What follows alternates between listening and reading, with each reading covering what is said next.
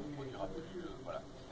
Uniquement, ce n'était pas la volonté de ne pas participer. Donc si aujourd'hui j'interviens à ce titre-là, d'abord c'est pour vous dire que nous émettrons nous aussi un avis favorable sur ce rapport, puisque vous nous demandez donc de valider les comptes 2014 et le bilan des actions.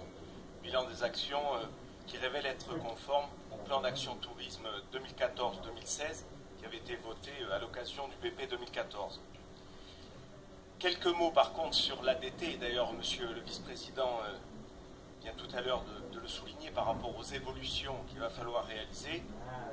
L'ADT déjà a su évoluer sur le plan de sa forme juridique entre la transformation du CDT en ADT, que d'ailleurs la minorité a accompagné.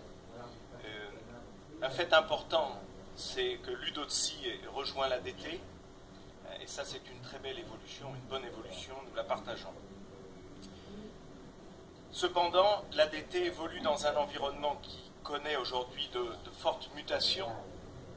La première, et Monsieur le Président, vous l'avez évoqué tout à l'heure en préambule, c'est avec le vote de la loi NOTRe, et notamment l'organisation de la compétence tourisme entre la région, nos départements, les intercommunalités.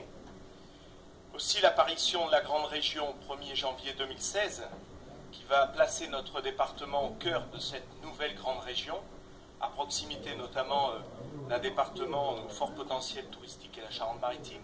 Donc là aussi, il va y avoir sûrement des liens, des synergies à organiser, à inventer. On a aussi,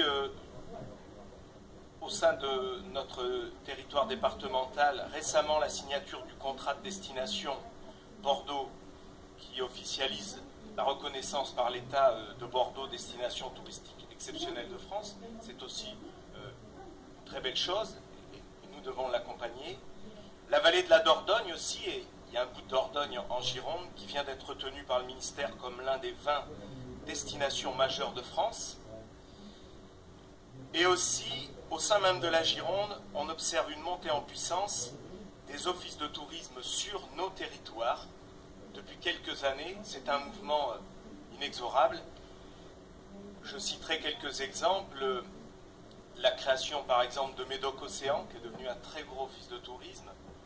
La métropolisation de l'office de tourisme de Bordeaux aussi. Des rapprochements entre Libourne et Saint-Émilion.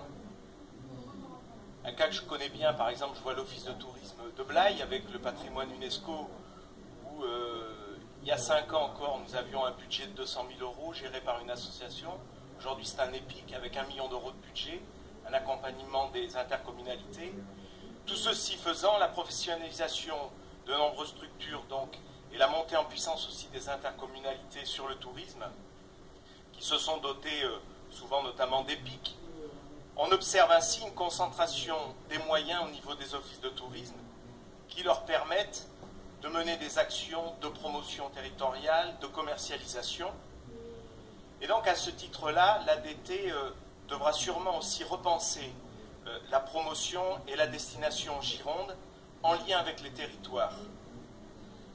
Autre chose, dans ce paysage touristique en pleine mutation, l'ADT devra aussi renforcer et repenser son rôle au service de l'ensemble des territoires girondins en matière d'ingénierie, de développement touristique. D'autres questions se posent, notamment en matière d'accueil des touristes, avec la relocalisation maintenant rue Fondodège, la vente du bâtiment où nous étions depuis de nombreuses années. Là aussi, il y a cette relocalisation, mais je pense que ça mérite une réflexion. Doit-on garder une porte d'entrée départementale au cœur de Bordeaux? Est-ce que ça fait doublon avec d'autres structures? Doit-on redéployer les moyens? On vient de le voir tout à l'heure, eu égard aux équilibres budgétaires. Ce sont des questions qu'on se pose avec vous, j'imagine. Et l'évolution aussi au niveau de la commercialisation, puisque le CDT aussi, enfin, ex-CDT, l'ADT maintenant aussi, a une plateforme avec Resa Direct de commercialisation de produits, mais qui est le mieux à même aujourd'hui de porter la commercialisation des produits touristiques. Les territoires, les offices de tourisme, l'ADT, tout ça est à bâtir, à travailler. Cette articulation doit être revue et avec cet esprit de création toujours qui doit nous animer. Nous, en tout cas, nous donc, donnerons un avis favorable, mais nous sommes animés par un esprit constructif. Vous savez, Président, nous sommes prêts à travailler avec vous afin de faire évoluer l'ADT pour lui permettre d'être encore plus efficace au bénéfice de nos destinations et de nos territoires girondins. Merci mon cher collègue, je reviendrai sur un ou deux points, mais je laisse la place. Ah pardon, Hervé.